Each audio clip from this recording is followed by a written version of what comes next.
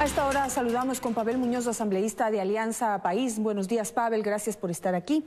Quisiera aprovechar con usted para poder analizar la proforma del 2018, justo ahora que estamos en los primeros 100 días del gobierno de Lenín Moreno. El monto total de la proforma para el 2018 es 36.818 millones de dólares. Me preparé para esta entrevista y consulté con algunos analistas económicos y tengo las siguientes preguntas para usted. En materia de impuestos, el SRI observó que en el año 2017, frente a los ingresos del año 2016, crecieron en un 6,9%. Esto principalmente debido a los impuestos a la renta, salida de divisas, ICE y otros. Pero los gastos, si bien hay este incremento en los ingresos, los gastos también presentan un incremento. Y quisiera consultarle por qué lo hicieron, si ya se comprometieron a bajar los gastos para el próximo año para poder empezar esta línea de austeridad que el país necesita. La proforma presenta un aumento del 8% en los gastos. Janet, buenos días a la ciudadanía. Una pequeña corrección, es la proforma del 2017. La proforma del 2018 será presentada por el gobierno seguramente a finales de septiembre, inicios de octubre. Esta proforma, siendo del 2017, tiene una característica: lleva ya 8 meses de ejecución y faltan 4.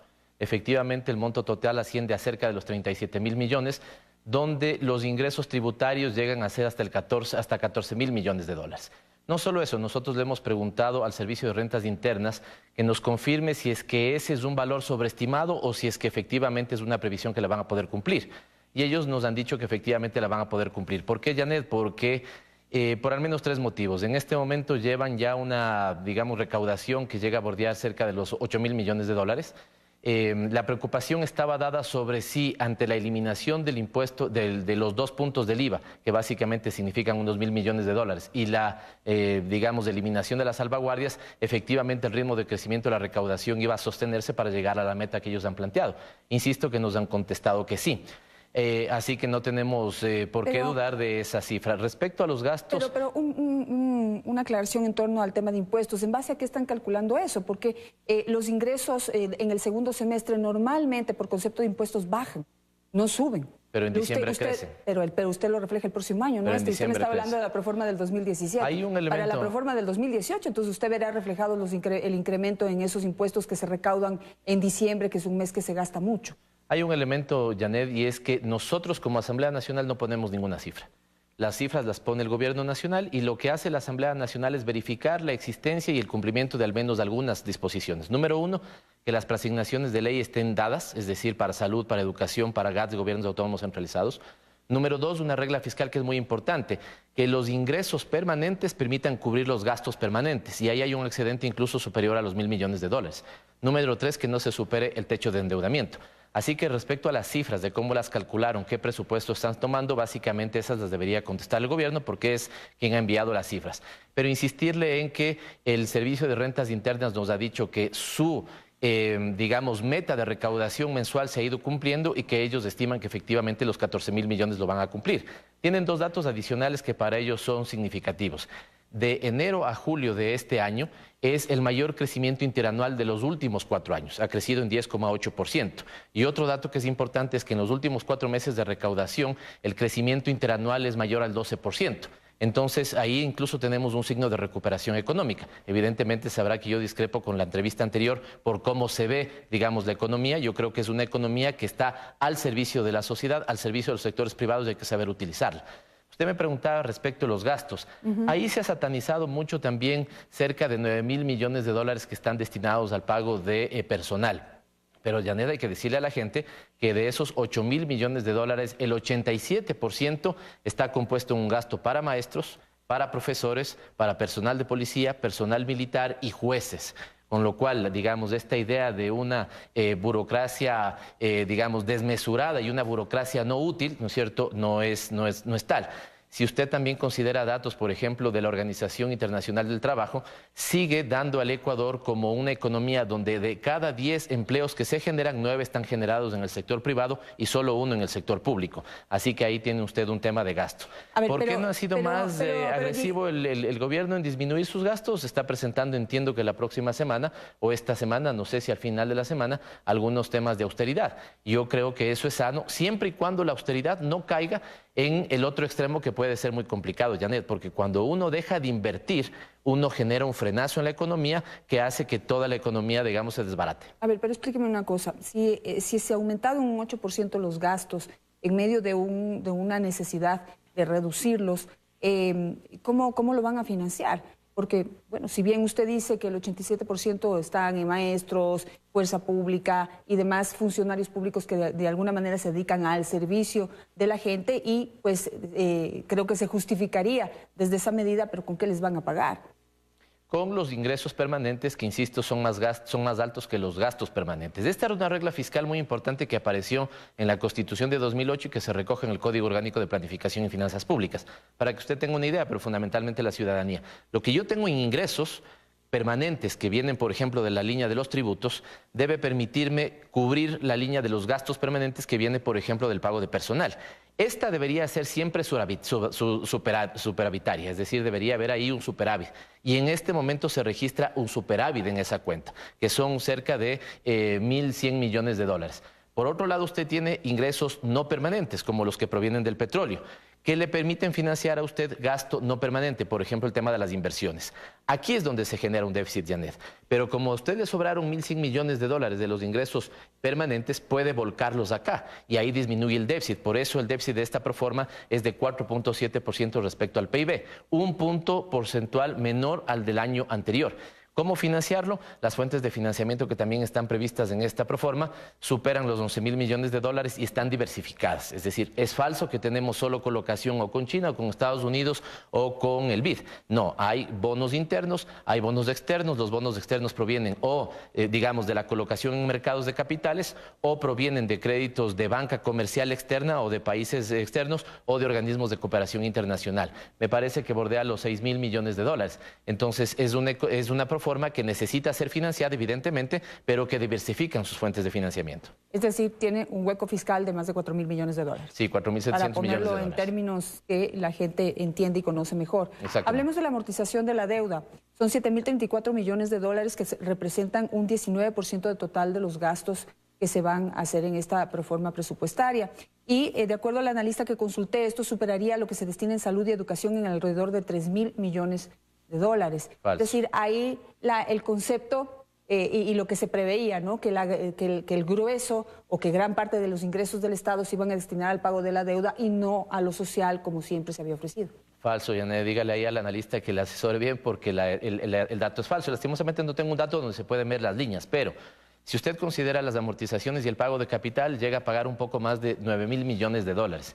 Y la inversión social supera los 11.000 millones de dólares. Es decir, es más alta, sigue siendo más alta la inversión social que lo que se destina para el pago de deuda, incluida amortizaciones más lo que tiene que hacerse de pagos de capital. Esto ha cambiado, Janet, desde el año 2007, la curva que tenía el país. El país antes invertía más en el pago de la deuda externa y poco en el pago de la deuda social. Desde el 2007 esa curva se modificó, es decir, hoy es más alto lo que se invierte en el sector social que lo que se invierte en el pago de la deuda externa. Es cierto que la curva se achicó un poco en los últimos años, eso sí es cierto, se achicó un poco, pero seguimos teniendo el pago de la deuda social, digamos, más alto que el de la deuda externa. Si considera otro dato, que es un valor agregado que nosotros como comisión hemos planteado en el análisis de esta propuesta, el Ecuador es firmante de los Objetivos de Desarrollo Sostenible. Y es importante ver cómo entre gasto corriente y gasto de inversión estamos invirtiendo más de 16.000 millones de dólares para el cumplimiento de esos objetivos de desarrollo. Así que seguimos invirtiendo más en el sector social que en pago de deuda. A ver, pero por ejemplo, en el campo de la salud y la educación, a pesar de los 10 años de gobierno que tuvieron, en donde usted también estuvo trabajando y a pesar de las promesas y ofertas de invertir en salud y educación, no se cumplió la meta que determina la Constitución de la República. Entonces, allí, ¿cómo lo justifica? Después de todo el dinero que tuvieron, no se logró llegar a la meta que se necesita para invertir en estos sectores. Con lo cual, el concepto que usted presenta de que están dedicados a la inversión social es relativo. Digamos que tuvieron muchos ingresos, pero no cumplieron con la meta. Esa meta es recontra ambiciosa, Janet, y por eso es que la Constitución establece la meta, pero la Constitución también establece una transitoria. ¿Cuál es la meta a la que usted se refiere? La Constitución dice se deberá destinar al menos el 6% del PIB a a educación, y se deberá destinar al menos el 4% del PIB a salud. Lo que dice la transitoria es que para que usted cumpla esa meta en el tiempo, debe destinarle al menos 0,5% del PIB anual hasta llegar a la meta. Una buena noticia para los ecuatorianos es que este año, dado los esfuerzos anuales, digamos, del incremento de ese 0,5% del PIB al tema de salud, ya cumplimos la meta constitucional de salud. Es decir, que en este momento lo que se asigna a salud, que me parece supera los 4.500 millones de dólares, hace que tengamos una inversión mayor al 4% del PIB en salud, cumpliendo la meta constitucional y habiendo cumplido, digamos, toda la transitoria que planteó la Constitución. En el caso de educación no se cumple todavía la meta. Se asigna sí el 0,5% del PIB anual, como lo establece la transitoria de la Constitución, pero nos quedamos en el 3,93 del total respecto al PIB. Son metas súper ambiciosas, digamos. Un gobierno seguramente, yo creo que incluso en estos 4 años es difícil que podamos llegar en el caso de educación al 6% del PIB. Claro, pero cabe señalar que si bien se invirtió mucho dinero en los últimos 10 años, y aunque no se cumplió la meta ambiciosa a la que usted se refiere, pues se invirtió mucho en infraestructura, pero en el cambio del sector educativo todavía quedó mucho pendiente. Entonces no sé si de aquí en adelante cuál va a ser la filosofía. Pero quisiera avanzar porque el tiempo se me va. ¿Cuál es el monto de la deuda externa que usted está tomando en cuenta para hacer esta reforma presupuestaria? El tema que ha previsto el Ministerio de Finanzas, tomando los 9.000 millones que le dije, son amortizaciones y pago de capital. 9.300 millones de dólares aproximadamente. Y los 11.000 para millones año, pero digamos, ¿cuál es el monto total de la deuda que están tomando en cuenta? Porque había discusión en ese sentido. Hay quienes dicen que son 60.000 millones, otros dicen que son 25.000. Y pues aquí tengo un número que dice que ha sido reconocido como deuda, como la deuda pública, que es de 42.000 millones de dólares. ¿Cuál es el monto que usted está tomando en cuenta? No hay discusión, Janet, y no es el que yo tomo en cuenta, es el que dice la ley, por eso no hay discusión. Hay que leer el artículo 123 y el artículo 124 del Código de Planificación.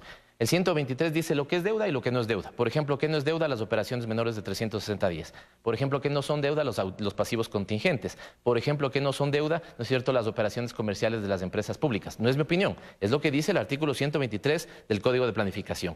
El artículo 124 dice que la deuda en ningún caso podrá pasar en su neto del 40%. Pero es importante leer la normativa completa, Janet, por eso hay que leer el artículo 135 del reglamento de esa ley que determina cómo se calcula esa deuda. Y ahí, tomando las recomendaciones del Fondo Monetario Internacional, la ley y el reglamento dice que se consolida, que es la deuda consolidada. Y la deuda consolidada llega en este momento al 29,6% del Producto Interno Bruto. No se supera entonces el 40% y esta discrepancia es una discrepancia de analistas. Yo como legislador tengo que hacer lo que me dice la ley. Los datos que ha presentado el gobierno, que el gobierno presenta una deuda del 29,6% del PIB, nosotros verificamos que se cumple la norma según lo que dice, digamos, los artículos leyes reglamentarios que se hicieron y legales, para poder justificar todo esto que está diciendo usted, pero en total, aunque la ley diga una cosa u otra, en la práctica son cosas que hay que pagar. Sí, Janet, entonces, en ese sentido, todo lo que hay que pagar, ¿cuál es el monto que usted está tomando en cuenta? El agregado es de 41% del PIB aproximadamente, el agregado, pero lo que se considera en la proforma presupuestaria es la consolidada, y la consolidada, según la información del gobierno, llega a 29,6. La agregada... ¿Cuántos millones son?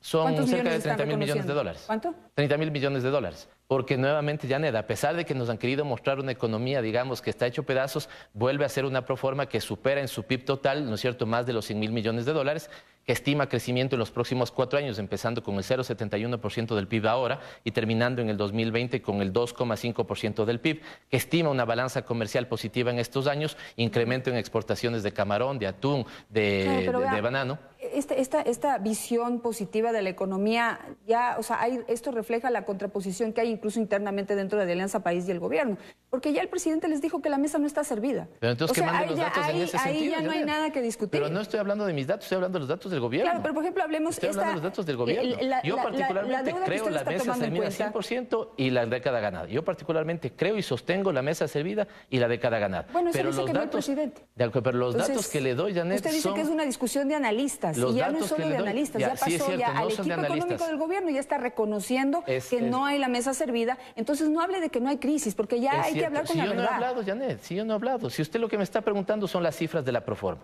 Si yo pusiera las cifras de la proforma, la acepto. Pero las cifras de la proforma la pone las autoridades del gobierno de Lenín Moreno. Si las cifras que yo le digo del 29% no la pongo yo, la pone el ministro de Finanzas.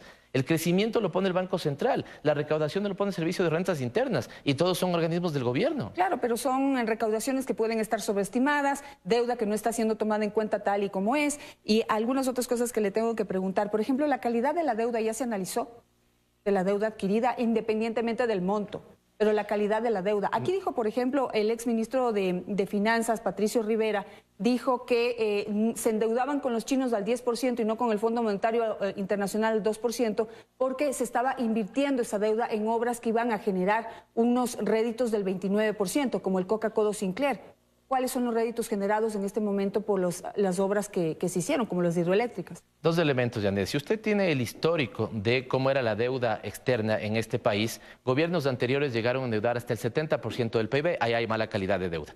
Segundo, antes la deuda se utilizaba incluso para el pago de profesores o de médicos, ahí hay mala calidad. Hoy la Constitución y la ley establece que la deuda solo se utiliza para proyectos de inversión, por ejemplo, carreteras, escuelas y hospitales, que el país los necesita. En eso se ha utilizado la deuda. ¿Pero no se endeudaron para pagar sueldos? No, Janet, digamos, ahí está, usted tiene una normativa y habría que entonces decirle a las autoridades de finanzas si se han endeudado para pagar sueldos. Bueno, porque todo pusieron en la misma bolsa y ya no se pudo disgregar en qué se gastaron qué. Pero da la coincidencia que ya iban a pagar sueldos, emitieron bonos. Janet, desde el año 2006, es decir, un año anterior a la Revolución Ciudadana, esta regla fiscal de que los gastos permanentes sean menores a los ingresos permanentes, desde el año 2006, un año antes de la Revolución Ciudadana, ya se cumple. Y en estos años la línea ha ido creciendo. Es decir, que el pago de salarios, insisto en esto, es importante para la ciudadanía. A la ciudadanía hay que orientarle, no hay que confundirle. Los salarios de la gente están en un rubro que se llama gasto permanente. Y los gastos permanentes se cubren con un rubro que se llama ingreso permanente, de cual provienen los tributos. Por eso es aventurado, Janet, ¿no es cierto?, que se quiera plantearle a la gente la disminución ciega de los impuestos, porque los impuestos sirven para que la gente tenga cubierto el profesor que educa a nuestros hijos o el médico que cura a nuestros abuelos. De ahí yo, digamos, saludo que cada quien tenga su apreciación sobre la economía, sobre las visiones, pero, por ejemplo, lo que decía hace un momento Cintia Viteri, su propuesta es interesante, pero no pasó a la segunda vuelta. Y esa no es la opinión mía, eso es lo que votaron los ciudadanos. En este momento hay un gobierno que presentó un programa de gobierno, ¿no es cierto?, un presidente con un programa de gobierno que fue votado en las urnas y eso es lo que aplica.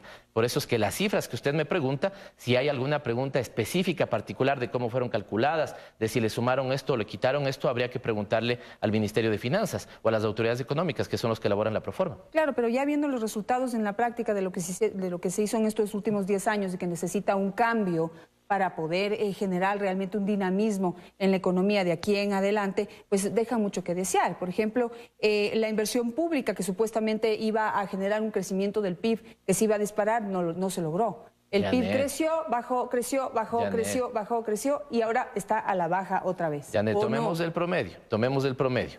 En América Latina, no son datos míos, son de la CEPAL, en América Latina en los últimos 10 años, América Latina en su conjunto invirtió cerca del 4.5% del PIB en inversión pública. El Ecuador llegó a una inversión del 11% del PIB en su inversión pública. Por eso le pregunto sobre la calidad. ¿Dónde se ve reflejado esto en la calidad? En el promedio de América Latina, el Ecuador creció más en los últimos 10 años que el promedio de América Latina. No son datos míos, son de la CEPAL, Janet. Y datos también de la CEPAL establecen que la calidad de eso significaron dos cosas fundamentales. Cerca de 2 millones de ecuatorianos salieron de la pobreza y el Ecuador estuvo entre los 3 países que más rápido disminuyó la brecha de desigualdad. Son datos de la CEPAL, eso es calidad del crecimiento. Pero lo que todavía es que todavía falta hacer las conclusiones, pues ya los análisis siguen, porque las cifras siguen botando resultados. Del 1,5 millones, que es lo que yo tengo, no 2 millones de personas que salieron de la pobreza, ¿cuántas regresaron? 1,5 millones o 2 millones según el indicador de pobreza que tome, porque se cayeron en todos, necesidades básicas, ingreso, consumo y multidimensional. Tomemos los 2 millones que usted dice, ¿cuántas regresaron a la pobreza? En este momento hay que hacer esos análisis, no se ha hecho ese análisis, ya, de acuerdo, pero le doy el dato del Banco Mundial. Es que hay que tomar los datos actuales, ¿Quiere que le dé el dato del Banco Mundial de hace 2 años? De cada 100 ecuatorianos, 51 mejoraron su posición y ninguno cayó. Dato del Banco Mundial. De esos 51, 31 superaron, digamos, la condición de pobreza y 20, ¿no es cierto?, pasaron a la clase media. Y el datos del Banco Mundial, ninguno registra caídas sociales. Pero hay que actualizar el dato, hay que ver cómo está el dato ahora. Porque tenemos un incremento del empleo no adecuado, tenemos un incremento del desempleo, entonces allí ya la cifra de cuántos pobres, cuántas personas que llegaron a la clase media volvieron a ser pobres, hay que reflejarlo también. Pero, y eso Janet, debe tomarlo en cuenta para el manejo económico. Pone un tema muy importante. Es probable que eso hubiera podido pasar. 2 años complicados para Ecuador, América Latina. Es probable que se hayan registrado retrocesos sociales. Por eso es que usted debe tener un Estado cuya capacidad fiscal permita tener un piso de protección para que aquellos que están en esa zona que se llama de vulnerabilidad no caigan fácilmente nuevamente a los segmentos de pobreza. De ahí nuevamente, Janet, que es importante un dato que tenemos hoy día. Del 100% de lo que se recauda, el 49% proviene de los ingresos que son, digamos, regresivos como el IVA, pero el 51% proviene de ingresos redistributivos como el impuesto a la renta. Esa relación no debería alterarse porque esa es una buena noticia para el país.